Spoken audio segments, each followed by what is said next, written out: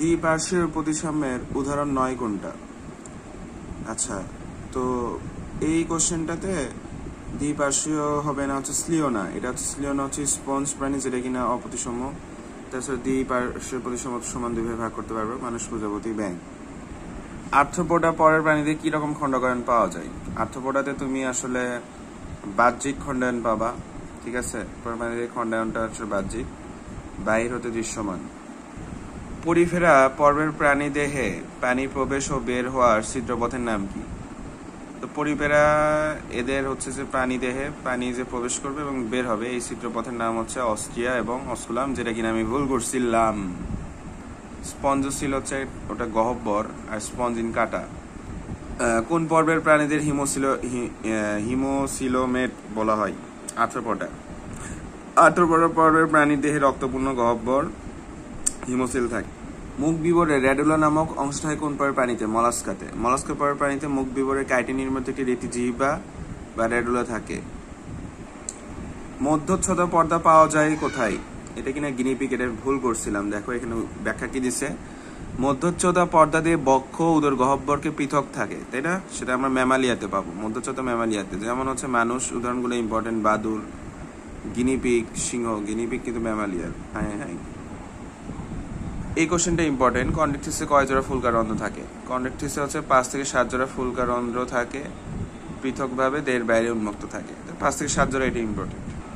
তো সিউডোসিলোমের উদাহরণগুলা কি কি? একটাই হবে নেমাটোডা, মেইন পর্ব, বাকিগুলা রোটিফেরা, কাইনোরিনচিয়া, অপ্রাকৃত সিলম। এই কোশ্চেনে বলছে যে কোন প্রাণীতে 3 জোড়া বক্ষে আসলে 3 জোড়া পা থাকবে, 1 জোড়া শুঙ্গ থাকবে। 1 জোড়া শুঙ্গ তো মোটামুটি এগুলা সবগুলোতেই থাকবে, কিন্তু বক্ষে 3 জোড়া পা কাদের থাকবে? প্রজাপতিদের থাকবে। এটা একটু আমরা মনে রাখবো, বক্ষে 3 জোড়া পা থাকবে প্রজাপতি। নিচের কোনটি অমেরুদণ্ডী প্রাণী দেহের বর্জ্য পদার্থ অপসারণ করে? এটা আসলে নিডোব্লাস্ট হবে না, এটা নেফ্রিডিয়া হবে, যেটা কিনা অ্যানেলিডার বৈশিষ্ট্য। তো অমেরুদণ্ডী প্রাণী দেহের বর্জ্য পদার্থ অপসারণ করে কে? নেফ্রিডিয়া, যেটা কিনা অ্যানেলিডার পর্বে। কোন পর্বের প্রাণী দেহে পশ্চাৎপদে 5টা আঙ্গুল আছে? এটা আমি মানুষ ভেবে ম্যামালিয়া দিছিলাম, বাট ব্যাপারটা হচ্ছে যে অ্যাম্ফিবিয়া শ্রেণীর প্রাণীদের পশ্চাৎপদে 5টি নখরবিল আঙ্গুল থাকে অ্যাম্ফিবিয়া, এটা আমরা মনে রাখবো। স্যালামেন্ডার কোন বর্গের প্রাণী? স্যালামেন্ডার আসলে কর্ডাটা বর্গের, কিন্তু অ্যাম্ফিবিয়া শ্রেণীর প্রাণী কিন্তু এটা, ঠিক আছে, অ্যাম্ফিবিয়া শ্রেণী।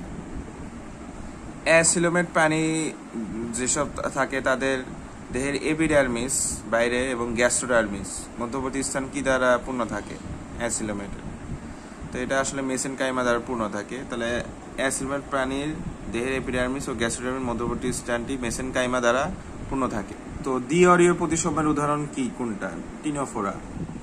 তো দ্বিঅরীয় প্রতিসমের উদাহরণ এই যে বাইরেডিয়াল, ঠিক আছে। টিনোফোরা জাতীয় প্রাণী দেহ যেমন সিওপ্লানা, টিনোফোরা সিওপ্লানা থাকবে, অ্যান্থোজোয়া থাকবে। নেফ্রিডিয়া থাকবে অ্যানালিডিয়াতে, বাট উচ্চরিয়া ব্যানক্রফট এটা তো নেমাটোডা পর্বের। প্রাণীবিদ্যার যে শাখায় প্লাটি হেলমিনথেস পর্বভুক্ত প্রাণীদের নিয়ে আলোচনা করা হয় তাকে বলা হয় হেলমিনথোলজি।